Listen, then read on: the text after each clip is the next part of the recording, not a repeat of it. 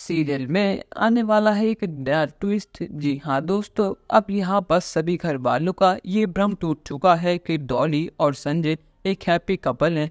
यहाँ पर डॉली ने सबको बता दिया है कि उन दोनों के बीच कितनी दूरी आ चुकी है, और यहाँ पर मीनू ने भी ये बात कंफर्म करी है कि वो दोनों बहुत लड़ाइयाँ करते हैं। पर लेकिन यहाँ पर अब सभी घर वालों का इंतजार सिर्फ और सिर्फ अनुपमा की हाँ के ऊपर है।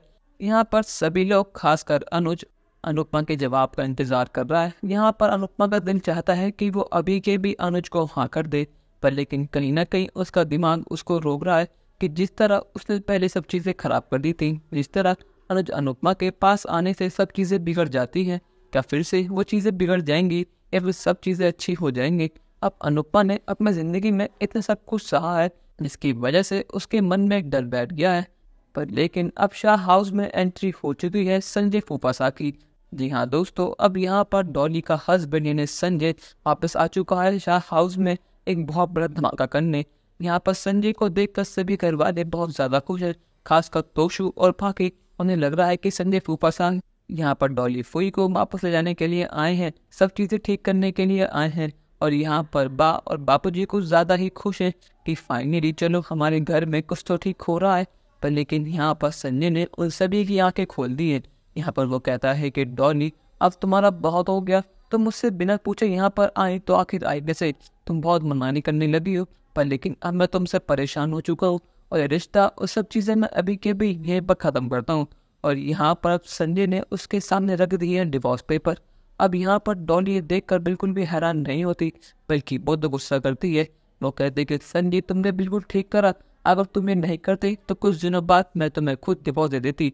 पर लेकिन अब क्या करें, अपॉर्चुनिटी को सामने चल कर आई है तो मैं कैसे मना करूँ। मैं भी पसंद रहकर बिल्कुल भी खुश नहीं हूँ। मेरी लाइफ की सबसे बड़ी गलती यही थी कि मैंने तुमसे शादी करी, पर लेकिन अब वो गलती मैं सुधारने जा रही हूँ।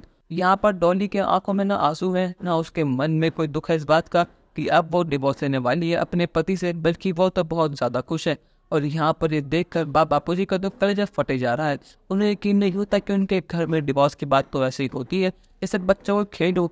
यहाँ पर सभी लोगों ने डिवोर्स को तो एक खेल बना दिया है। इसका जब मन करता है वो रिश्ते जोड़ लेता है, जब उनका मन भर जाता है तो उसे तोड़ देते हैं। यहाँ पर किसी को भी रिश्तों की अहमियत पता ही नहीं है। यहाँ पर डॉली उन पेपर पर साइन करने ही वाली होती है, पर लेकिन यहाँ पर मीनू ने वो पेपर्स काट दिए हैं और अपने पापा मम्मी के पैरों में गिर चुकी है। वो उनसे भीख मांगती है और कहती है कि मैं मानती हूँ कि आप दोनों के बीच बहुत दूरियां हैं, पर लेकिन आप डिवोर्स मत लीजिए। अगर आप डिवोर्स लेंगे तो बहुत कुछ बुरा हो जाएगा। आप प्लीज़ एक दूसरे को एक और मौका दीजिए, आप कहीं बाहर घूमने जाइए, टाइम स्पेंड कीजिए। पर लेकिन आपने एक दूसरे को समझना छोड़ दिया। आपने जब शादी करी होगी तो आपके बीच बहुत प्यार होगा, पर लेकिन आज ऐसा क्या हो गया जिसके बाद सब चीज़ें बिगड़ चुकी हैं। मैं मानती हूँ कि लड़ाइयाँ होती हैं, झगड़े होते हैं, पर लेकिन उनका सोल्यूशन भी तो होता है। लेकिन संजय ने साफ कह दिया है कि तुम्हें एक फूटी कौड़ी नहीं मिलेगी, तुम्हें जो करना है कर लेना, पर लेकिन मेरी प्रॉपर्टी, मेरा पैसा कुछ मेरा ही रहेगा और तुम और मीनू आपसे शाह हाउस में रहोगी, ना कि मेरे संग रहा करोगी। और डॉली ने भी गुस्से में शर्त को मान लिया है। वो कहती है कि ठीक है, मुझे ना तुम्हारा पैसा चाहिए ना कुछ भी चाहिए, क्योंकि मेरे पास शाह हाउस का दीवा पेंट हाउस आने वाला है।